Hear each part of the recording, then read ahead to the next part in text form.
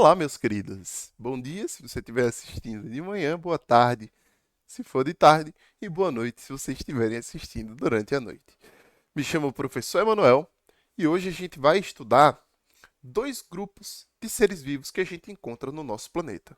O grupo dos poríferos e o grupo dos quinidários, certo? Então aqui a gente já vai estudar dois dos filos que a gente viu na nossa aula anterior de introdução à zoologia.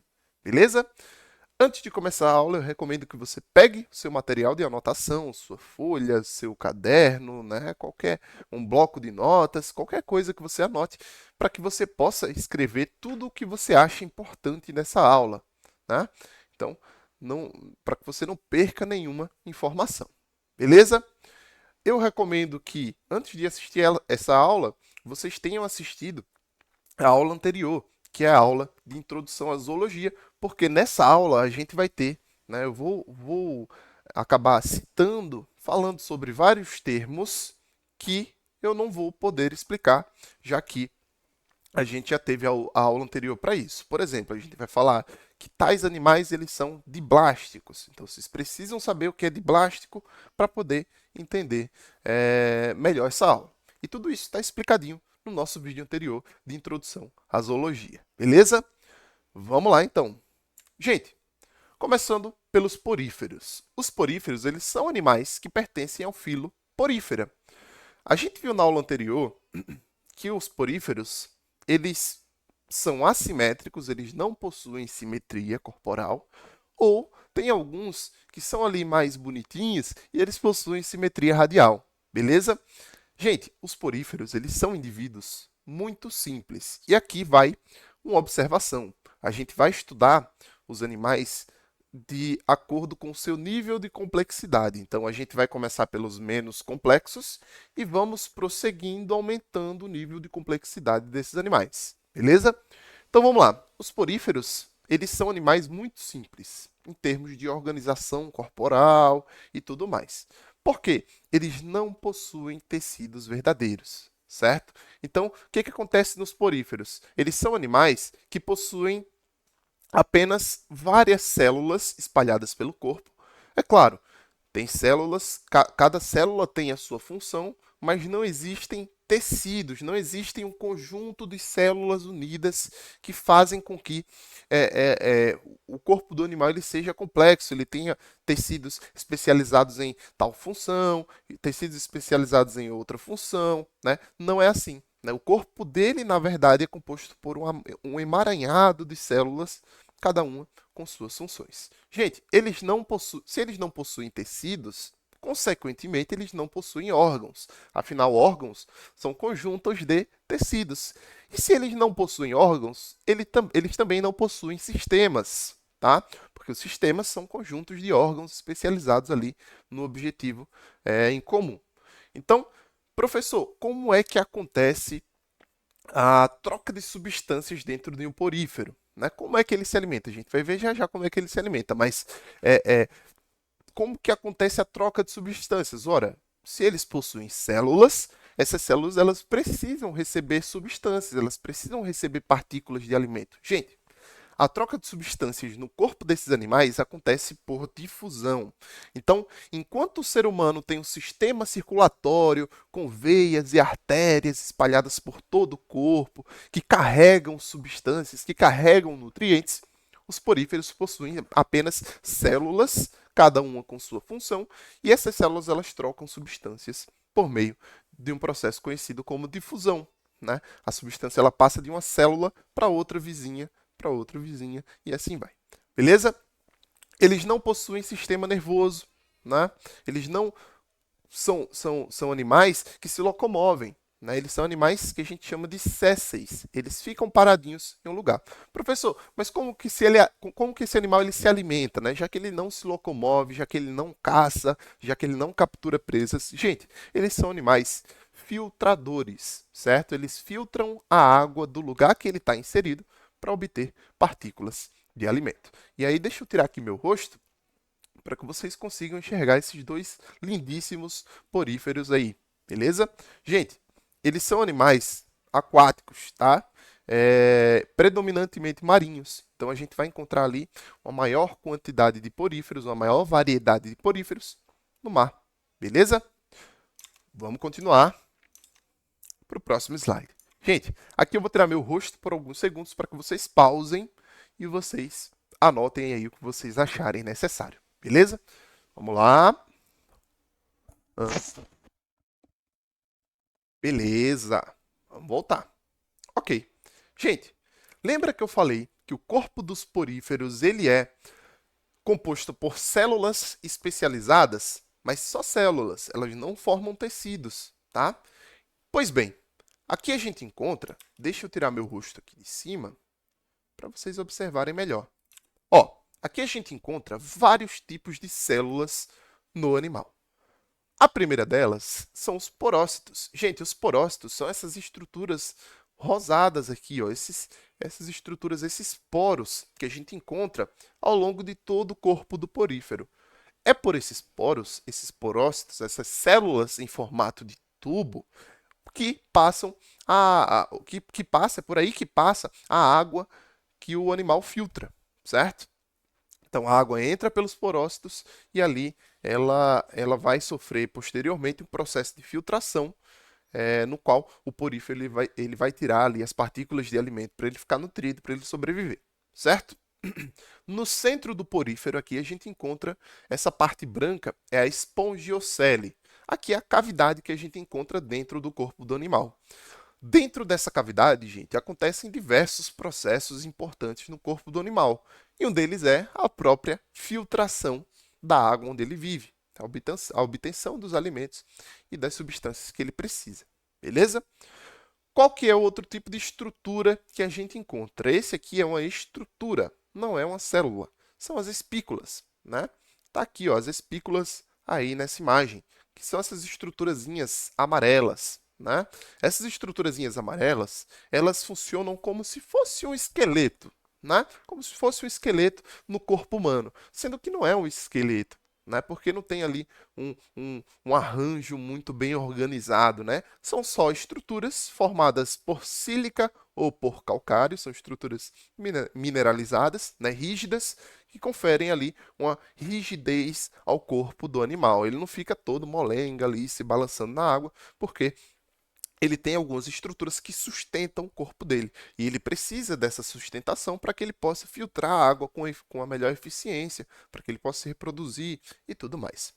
Próximo tipo de células são os coanócitos. Gente, os coanócitos são essas célulazinhas que parecem umas bolinhas com saia, né? São células que possuem essa estruturazinha que lembram a saia e que possuem também um flagelo, tá? São essas células que são responsáveis pela alimentação do animal. A gente vai ver com mais detalhes nos próximos slides, certo? Mas basicamente os coanócitos são as células que, além de promoverem o fluxo de água dentro do corpo do animal, elas capturam partículas de alimento.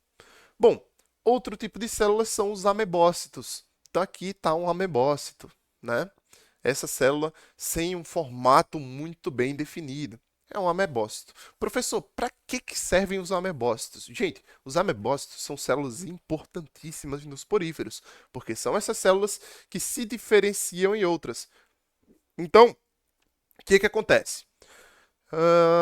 O corpo do porífero está precisando de coanócitos, tá? Imaginem que tá em falta. O corpo do porífero tem poucos coanócitos. O que o corpo dele vai fazer? O amebócito vai se transformar em um coanócito para suprir aquela necessidade de coanócitos. Ah, professor, o corpo do porífero está precisando de porócitos. O amebócito vai lá se transforma em um porócito. É como se fosse um coringa, né? Uma célula coringa. Ela está ali para se transformar em outros tipos de células. Por isso que ela é tão importante, certo? Próximo tipo de células são os pinacócitos. Gente, os pinacócitos, eles formam o que a gente chama de pinacoderme, né? Eu não acho esse termo muito adequado, porque pinacoderme lembra ali o nome de um tecido, né? Tecido dérmico, né? Epiderme, pinacoderme e tal. Mas algumas pessoas chamam a estrutura que essas células formam de pinacoderme. Vocês podem observar em cima, os pinacócitos são essas estruturas aí que estão aqui em cima da minha cabeça, certo? Essas estruturas em formato hexagonal aqui, né? Esse formato que são células que revestem o corpo do animal, certo? E de certa forma parece que ele forma um tecido, mas não é. A gente não considera que os poríferos possuem tecidos verdadeiros. Beleza? Vamos prosseguir. Gente, aqui, deixa eu me posicionar melhor, se bem que a gente já não está na frente aqui do nosso desenho, então tá ótimo. Gente, aqui é como ocorre a alimentação de um porífero. Como eu falei no slide anterior, são os coanócitos quem são os responsáveis por fazer o processo de filtração da água e, além disso, eles fazem com que o fluxo de água aconteça. Então, ó, vocês podem observar aqui na imagem, né, que os coanócitos, eles ficam batendo esse flagelinho deles, né, e esse batimento dos flagelos forma um fluxo de água de fora para dentro do corpo do animal. E aí, quando a água passa para dentro do corpo do animal, ela entra na espongiocele, esses flagelos eles vão capturando o alimento e vão absorvendo. Os conócitos vão absorvendo as partículas de alimento, como vocês podem observar aqui. Ó, esse vermelhinho seria uma partícula de alimento, esses pontinhos vermelhos, né? E aí o flagelo ele vai batendo e essas partículas de alimento elas vão adentrando nas células. Beleza? É basicamente isso que acontece no corpo do animal. E aí o que acontece, professor? O animal absorveu a partícula de alimento. Ele vai digerir aquela partícula, certo? E ali mesmo ele elimina. Já que vai ter um fluxo de água, não tem por que ele ficar com medo de eliminar, com medo de ficar sujo. A água está passando, ele digere o alimento e ali mesmo ele vai soltando os resíduos da digestão. Vamos para o próximo slide? Ok. Gente, aqui eu vou tirar meu rosto por alguns segundos para que você consiga copiar ou tirar um print e fazer o que você achar melhor. Aqui a gente vai falar sobre a reprodução dos poríferos, certo? Gente, os poríferos, eles têm várias formas de reprodução, mas eu trouxe aqui três principais exemplos, né? Dois deles por reprodução assexuada, que é aquele tipo de reprodução em que não há troca de material genético entre um indivíduo e outro. Né? Na reprodução assexuada, geralmente é um indivíduo só que produz ali as estruturas por conta própria, sem precisar da fecundação, sem precisar da troca de material genético. Então, basicamente, nesse primeiro exemplo aqui, a gente tem a gemulação. Gente, olha que interessante esse tipo de reprodução. Você tem aqui um porífero, tá? Tem aqui um poríferozinho. Esse porífero, ele vai produzir uma estrutura conhecida como gêmula. Gente, nessa gêmula a gente encontra diversos amebócitos. E sim, tá aí a importância dos amebócitos, mais ainda, né? O amebócito, ele tá ali fazendo parte da reprodução dos poríferos, ativamente, né? Então, quando forma essa gêmula, lá dentro tem vários amebócitos. E aí eu pergunto a você, por que que tem vários amebócitos e não vários coanócitos?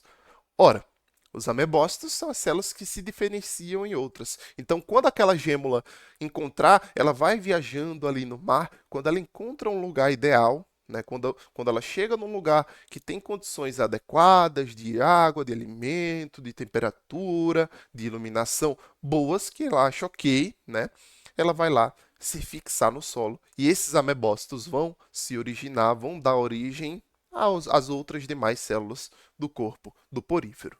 E aí, o nosso próximo exemplo aqui é o exemplo de brotamento. Você tem aqui um porífero, né? Esse porífero ele simplesmente vai crescendo ali uma estrutura ao lado dele que a gente chama de broto, tá? E aí no brotamento você tem ali o surgimento de um novo indivíduo a partir do indivíduo mãe. Gente, vale ressaltar que nesses tipos de reprodução assexuada, os indivíduos que são gerados, eles são geneticamente semelhantes aos indivíduos parentais, aos indivíduos mãe. Por quê?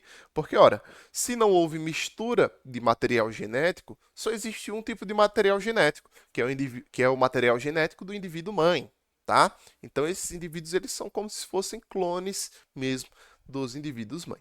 Beleza? Vamos para o próximo slide.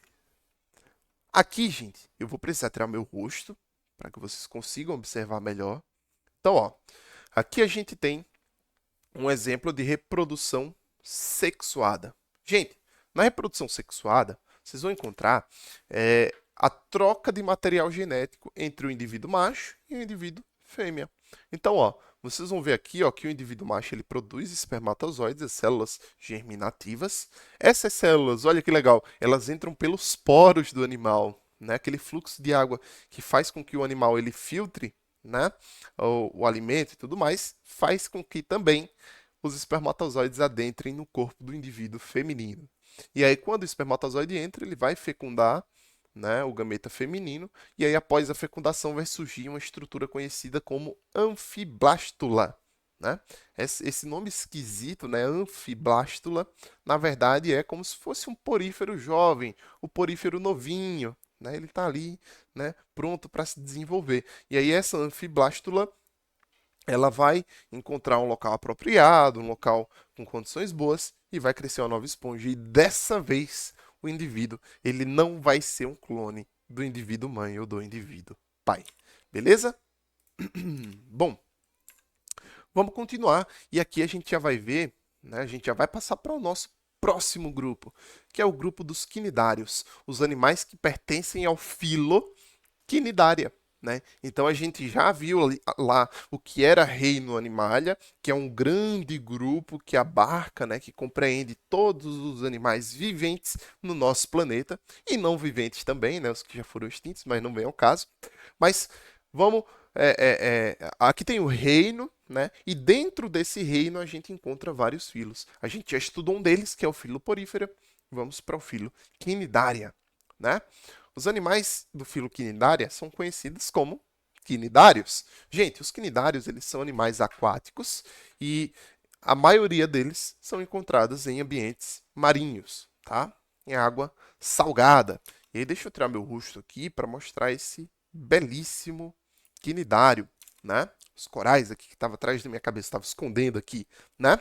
Então, ó, esses animais, eles, na história evolutiva dos animais, né, foram os primeiros animais a apresentarem tecidos verdadeiros. Então lembra que eu falei que a gente ia prosseguindo de acordo com a ordem de complexidade, o nível de complexidade? Os poríferos nem tecidos tinham.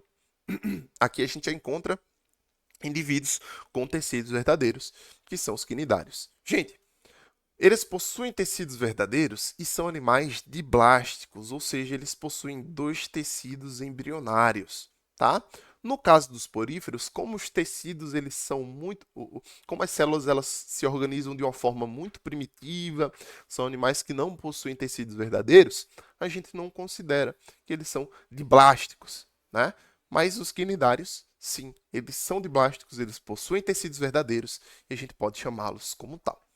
Bom, esses animais eles possuem sistema digestivo incompleto. Isso quer dizer que eles não possuem boca e ânus. Eles não possuem um orifício de entrada de alimentos e o outro orifício de saída de alimentos. Né? Eles só possuem um único orifício, que é por onde entra o alimento é digerido e nesse mesmo orifício o alimento sai.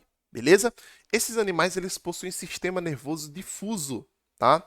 Ou seja, eles não possuem um sistema nervoso central que vai ali produzir estímulos, produzir respostas ao meio ambiente. Na verdade, eles possuem várias células nervosas espalhadas por todo o corpo e essas células nervosas elas propagam um sinal de maneira difusa, né, em várias direções ao mesmo tempo. A gente vai ver com mais detalhes nos próximos slides.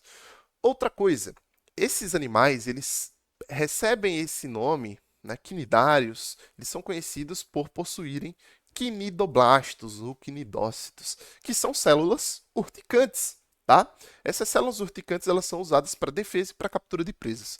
Professor, mas o que bendito seria uma célula urticante? Seria uma célula que produz uma substância urticante, que é uma substância que vai causar algum mal a outro indivíduo. O que seria esse mal? Né? Existe uma planta conhecidíssima chamada urtiga. Quando a gente trisca nessa planta, a nossa pele começa a ficar extremamente irritada. Por quê? Porque nessa planta existe uma substância urticante. E é exatamente isso que as substâncias urticantes fazem. Elas irritam a pele. Se você for, claro, um indivíduo grande, mas para indivíduos menores, para animais pequenos, elas paralisam o animal e chegam até a matar o animal. Inclusive, essas células urticantes, elas têm esse propósito, né? Afastar predadores, afastar indivíduos indesejados e capturar alimentos. Beleza? Coisas que os quinidários não possuem. Eles não possuem sistema excretor. A gente vai ver que ao longo do tempo os animais eles vão começando a desenvolver sistema excretor. Eles não possuem sistema respiratório nem sistema circulatório bem desenvolvidos. Beleza? Bom, aqui a gente tem alguns representantes desses grupos, tá? Aqui a gente tem as anêmonas, que são indivíduos sésseis, né? Temos aqui caravelas, que é uma colônia de quinidários ali, cada um com suas funções. A gente tem os corais, né? A gente tem as hidras, as águas vivas, né? Então, uma série de indivíduos aí dentro do grupo dos quinidários. Vamos prosseguir. Gente, aqui, deixa eu tirar meu rosto para que vocês possam observar bem.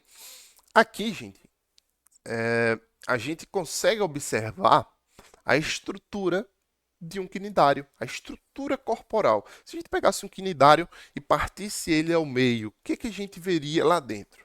Bom, essa aqui é a estrutura, né?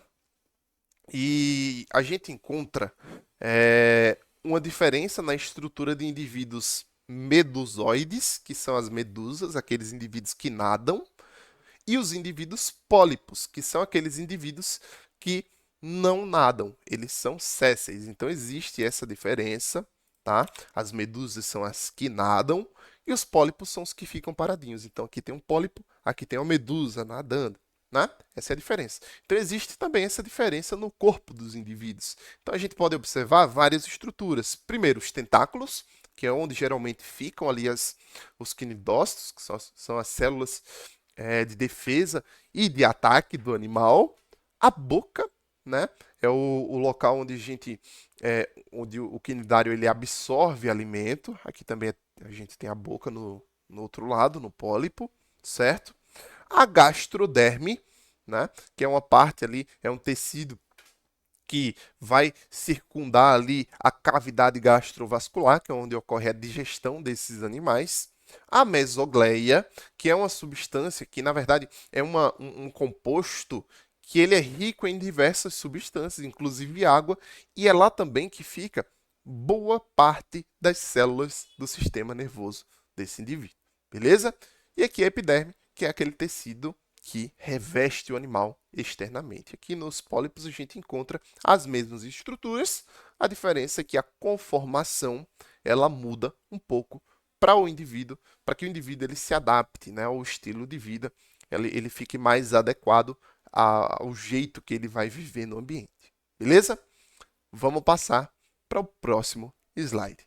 Gente, aqui é importantíssimo esse slide, deixa eu tirar meu rosto aqui, porque nesse slide a gente vai encontrar, fica até um aviso para vocês, né? A gente já falou que os quinidários eles possuem os quinidócitos ou quinidoblastos, e aqui está a estrutura de um quinidócito, né? Aqui, ó, no quinidócito existe uma estrutura chamada quinidocílio e nematocisto. O quinidocílio, pessoal, é como se fosse um gatilho. Quando alguém triscar nesse quinidocílio, vai ser disparado essa estrutura aqui que a gente chama de nematocisto. O nematocisto, pessoal, ela é uma estrutura formada por esses espinhos e por esse filamento urticante. E aí essa estrutura, ela vai injetar o veneno ali no corpo do indivíduo, né? Vai liberar ali aquelas substâncias urticantes. E aí, gente, dependendo da quantidade de exposição que um ser humano ele tenha a essas substâncias urticantes, ele pode vir a óbito, tá? São acidentes seríssimos que são causados aí em indivíduos que não tomaram o devido cuidado quando foram aproveitar uma praia, um dia de diversão, ou eles não sabiam, né? Não estavam informados. E aí eu peço a vocês que vocês prestem bastante atenção aos avisos, é bom se informar com os moradores locais antes de entrar numa praia que você não conhece, porque pode estar rica em quinidários perigosos, né, e outros animais que você pode acabar sofrendo algum acidente. E acidentes com esses animais, é claro que são extremamente indesejáveis e podem levar a óbito. Beleza? Muito cuidado quando for tomar o seu banho de praia. Vamos lá. Gente, aqui a gente vai observar melhor, e aí deixa eu tirar meu rosto de novo, vou colocar meu rosto aqui para não ocupar muito espaço. Então, ó, aqui a gente vai ver como funciona o sistema nervoso de um quinidário. Gente, o sistema nervoso dos quinidários é um sistema nervoso difuso, né? E aqui a gente pode observar melhor como funciona esse esquema de sistema nervoso difuso. Professor, que estranho esse nome. Bom, aqui a gente tem um exemplo de um indivíduo, de uma anêmona do mar. É um indivíduo céssio, é um indivíduo fixo. E aí, ó, essas células vermelhinhas que vocês estão observando aí são os neurônios, são as células do sistema nervoso. E aí o que é que a gente observa? Existem neurônios espalhados por todo o corpo do animal, tá? Em todo o corpo do animal existem neurônios. Agora vamos supor que a minha mão, ela seja uma anêmona, certo? E aqui, ao longo de toda essa anêmona, estão espalhadas células do sistema nervoso, os neurônios. E aí, vamos supor que uma célula aqui no meio produziu um impulso nervoso. O que vai acontecer? Ela produziu um impulso nervoso aqui no meio. Esse impulso nervoso ele vai se espalhar em todas as direções, em todo o corpo do animal. Então, ó, foi produzido aqui no centro e ele vai se espalhando por todo o corpo do animal. Inclusive, é assim que os tentáculos eles conseguem se mover. As medusas, elas conseguem nadar principalmente devido a esse movimento coordenado de todas as partes do corpo que receberam aquele estímulo nervoso. Então, a água-viva ela vai nadando assim, ó, né? Ela vai fazendo aquele movimento fluido, movimento lindo, né? Porque é produzido um impulso nervoso e esse impulso nervoso se espalha por todo o corpo do animal, como se fosse uma rede, uma malha de um tecido nervoso. Beleza? Então, vamos para o próximo slide. Gente, aqui a gente tem a classificação dos quinidários, e aí deixa eu tirar meu rosto de novo para mostrar esses indivíduos maravilhosos, né? Gente, os quinidários eles são divididos em três principais grupos. Os cifozoários, que está o primeiro, né? Os cifozoários é o grupo dos indivíduos que abarca as medusas, né? As conhecidíssimas medusas. Então, aquela água-viva que você vê no desenho do Bob Esponja, né? Aquelas águas vivas que vocês veem nadando por aí, elas geralmente pertencem ao grupo dos cifozoários, certo? Então, classe Cifozoa, beleza? O próximo grupo é o grupo dos hidrozoários. Gente, aqui nos hidrozoários a gente encontra indivíduos predominantemente pólipos. Então, nos cifozoários são indivíduos medusoides, indivíduos que nadam. Nos hidrozoários são indivíduos polipoides, predominantemente. Tá? A gente vai ver que existe fases na vida desses animais que eles podem ser pólipos ou medusas, mas predominantemente os hidrozoários eles são pólipos e os cifozoários medusas, certo? E aqui a gente tem o clássico exemplo das hidras, né, e das caravelas aqui, como vocês podem observar aqui nessa imagem. Bom, a terceira e última classe é a classe dos antozoários, que a gente encontra nesse grupo apenas indivíduos pólipos, indivíduos polipoides, que são, né, representados aí principalmente pelos corais e pelas anêmonas do mar. Coisa linda, né, gente? Vamos lá para o próximo slide. Gente, aqui a gente vai falar sobre a reprodução dos quinidários. Vou tirar meu rosto por alguns segundos para que vocês possam anotar ou possam tirar print da tela de vocês, certo? Então, vamos lá. Beleza. Vou voltar, tá? Se vocês quiserem pausar aí o vídeo para tirar um print ou para anotar, ótimo. E vou colocar meu rosto aqui em cima do texto, como já é de praxe. Gente, no grupo dos quinidários, a gente encontra diversos tipos de reprodução. Tá? O principal deles que é muito cobrado em provas, em vestibulares e tudo mais. Eu trouxe aqui ele como exemplo para a gente ver bem como é que funciona. É o exemplo de reprodução sexuada por alternância de gerações. Beleza? Então, na verdade, não é reprodução sexuada propriamente dita. Existe uma fase, um momento da vida que ocorre reprodução assexuada, onde não há mistura de material genético, e a outra fase que há reprodução sexuada, eles misturam. Então, vamos me acompanhando aqui, né? Você tem aqui um pólipo, né? Um indivíduo na fase de pólipo, lembrando, ele eventualmente vai se tornar uma medusa, porque é a alternância de gerações. Uma geração o indivíduo é pólipo, na outra ele é medusa, tá? Então, ó, você tem aqui um pólipo. O pólipo ele vai lá, produz um estróbilo, né? Uma éfira, né? Pelo processo de estrobilização. Esse processo ele acontece por reprodução assexuada. O pólipo ele produz uma estrutura por conta própria. Ele não precisa de outro indivíduo para fecundar, para misturar os gametas e surgir um novo indivíduo. Então você tem aqui uma éfira, né?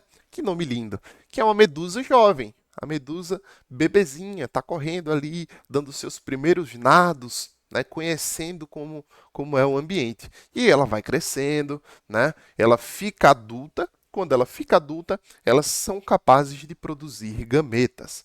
E aí você pega uma medusa macho, você pega não, né? Não pegue no indivíduo desse. Mas existe ali uma medusa macho e uma medusa fêmea. Ambas cresceram, ambas já deixaram a fase de éfira para trás, certo? E aí elas vão produzir gametas, os gametas masculinos e os gametas femininos. Eles vão fecundar, formar um zigoto, tá? Fecundação, formou o zigoto, e aí esse zigoto ele vai se desenvolvendo, né? Ele passa por um estágio larval chamado de plânula, né? E aí esse estágio larval ele vai encontrar um ambiente adequado, ele vai se fixar em um ambiente adequado e vai gerar um novo pólipo. Então percebam, ocorreu alternância de gerações. A gente tem uma fase de pólipo e a gente tem uma fase de medusa. Ocorreu reprodução assexuada para formar a éfira, né? O pólipo ele faz reprodução assexuada e a medusa ela faz reprodução sexuada por meio da troca de gametas. Gente, é importante saber, né, que aqui vocês vão ver aqui nessa parte de baixo, nesse quadradinho vermelho. É importante saber que existem outros tipos de reprodução no grupo dos quinidários. Não é só por alternância de gerações, eles podem se reproduzir por brotamento, né? Então, brotou ali um indivíduo clone, né? O indivíduo mãe gerou um indivíduo clone de forma assexuada, né? Sem troca de gametas. Esse indivíduo ele vai se soltar e vai gerar um novo indivíduo. Existe o método de reprodução por fragmentação, tá? Fragmentação é quando o indivíduo ele perde ali um fragmento do seu corpo e esse fragmento ele vai dar origem a um novo indivíduo. Existe, inclusive, partenogênese, né? Que é um tipo de reprodução muito mais complexo em que você tem uma fêmea que ela consegue reproduzir indivíduos sem fecundação, né? E existem outros, tá? Então, a gente trouxe como exemplo esse principal método aqui, que é um método que é cobradíssimo em provas, em vestibulares, mas existem outros. É importante que vocês saibam também. E com isso, pessoal, a gente finaliza mais uma aula aqui sobre zoologia. Hoje a gente estudou dois filos. Como são filos pequenininhos, né, dá para a gente passar ali um pouco mais rápido, deu para estudar dois em uma aula só. Então veja que coisa bacana, né? Eu espero que vocês tenham gostado dessa aula. Na próxima aula a gente vai estudar sobre indivíduos um pouco mais complexos que os quinidários e eu espero vocês lá, beleza? Um grande abraço, tchau, tchau e até a próxima.